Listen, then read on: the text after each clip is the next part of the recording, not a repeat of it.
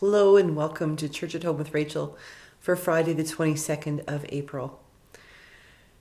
Today I'd like to talk about something that hit the Anglican Church news. I haven't seen anything on the other news, but on the more secular news.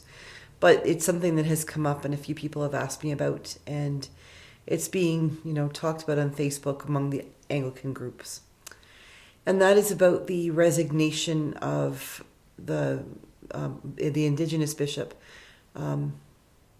MacDonald, over allegations of sexual assault and his relinquishment of ministry. I'm not going to get into the whereabouts and things of what has happened because I don't know. And in many ways, I don't really want to know. All I do know is that someone has made an allegation, come forward with a complaint that Bishop Mark MacDonald had allegedly committed an act of sexual assault. And there is apparently no criminal investigation going forward, but he has tendered his resignation, and the primate, who is the sort of overseer of all of the bishops, has received it, and he is no longer able to work as a bishop or priest or a deacon in the Anglican Church. This has ripple effects in many, many things in the Anglican Church of Canada. The first thing I'd like to talk about is the absolute heartbreak that if this is indeed true, that Bishop MacDonald, someone I've only met a few times but have a great deal of respect for, would do something to another person that was against their wishes and that would be inappropriate in some way, shape, or form. But it's a reminder, too, that he is a human being and he does make mistakes and he is capable of doing things that harm other people, just as all of us are. I'm not excusing what has happened in any way, shape, or form. But I do need to acknowledge that he has a family. I believe he's married and he may even have children. And this will have ramifications on his personal life, his family life as well.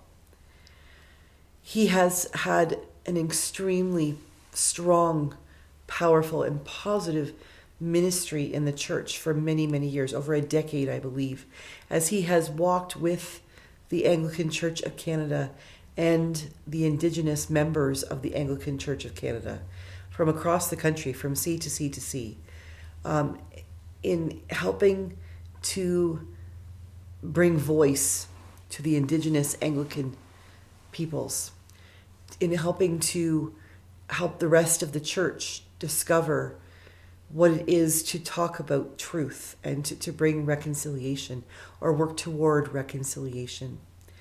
I think that this is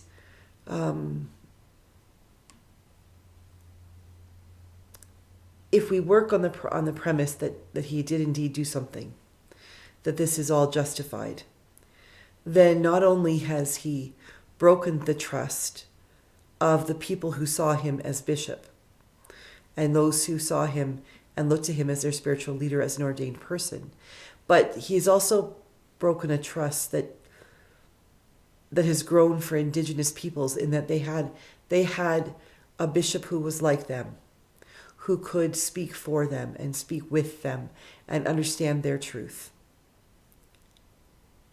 And I can only think how heartbreaking it must be for our Indigenous siblings in the church right now to be struggling with this, what's happening, what does it mean, what will happen now. I certainly hope that this will not mean that we have another rend in the fabric of our church, that we have another tear, another rip in the good work that has been done in the past decade and more years. We are called to work toward truth and reconciliation. And for a lot of years, especially the last year or so, there has been a lot of conversation about about the need of those who are non-Indigenous, myself included, and how we take on responsibility and live out our part of the responsibility of reconciliation, and how we listen to truth, how we keep our mouths shut and our ears open that we might simply listen to the stories of those who were harmed by the church, by priests, by people who were considered to be in authority. And now we need to listen in a new way again, because Indigenous peoples have been hurt. I have no idea who the person or persons were who have brought this complaint forward about Mark MacDonald. I don't know if they were Indigenous. It doesn't matter, because the reality is that the Indigenous leader for the Indigenous peoples, the person that they trusted to represent them to the rest of the white church, is no longer the person who can represent them. I do believe that Bishop Sidney Black, I believe that's their name, has been appointed to sort of be the interim national Indigenous bishop, and we will support Bishop Black with all of our prayers and with our thoughts and with the work that will continue to go on. But our Indigenous siblings need our support and prayers now, because yet again they have been harmed. The person that they place their trust in is no longer someone they are able to place their trust in. And that essentially is, from my understanding, is what this has been all about, is the fact that trust was broken generations and generations ago and has not yet been rebuilt. And we are in the process of asking those questions about how can we rebuild something that we may never have had. And if we've never had it, how can we then establish trust where trust has not been? And it feels like we've been pushed back, not just 2 steps, but 15. Because here we go again. How do we, as the church, stand up and say? A question I have is for those people who support Mark MacDonald and who are hurting. Will they be able to recognize that this is not simply the church, the white church, the colonizer church, making a decision about someone they cared about and pushing him down? I do not believe that that is what has happened. My understanding is that Mark MacDonald has stepped aside. He has tendered his resignation, and he is not being forced to do anything. And I pray that that is the truth.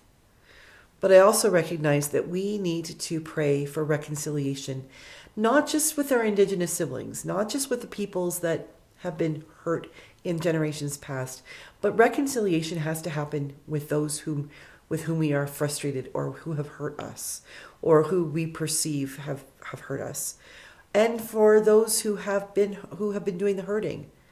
For us, those of us who may have contributed or continue to contribute to the hurting of other people, Indigenous or otherwise.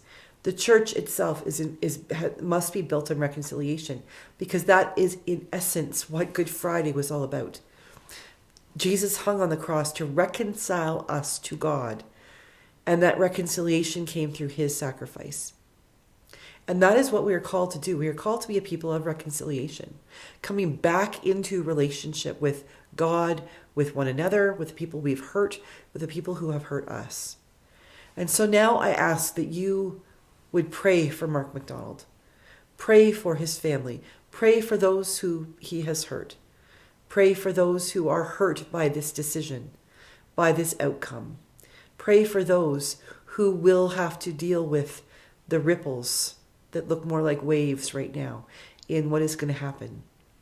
Pray for the Indigenous communities within Canada and within the Anglican Church of Canada who are going to feel this so deeply and who will need time to come back, to tell the story, to understand what is happening, and to understand where God is calling them to move together toward, and how God might be asking all of us to move together toward healing and hope and reconciliation.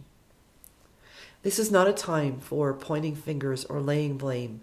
This is a time for allowing the Holy Spirit to come in and shine light. to give us all a sense that God is in control. And we must pray for all involved. Even if we believe that some of the all are our enemies, we are called to pray for our enemies. We are called to pray for our neighbors. We are called to pray.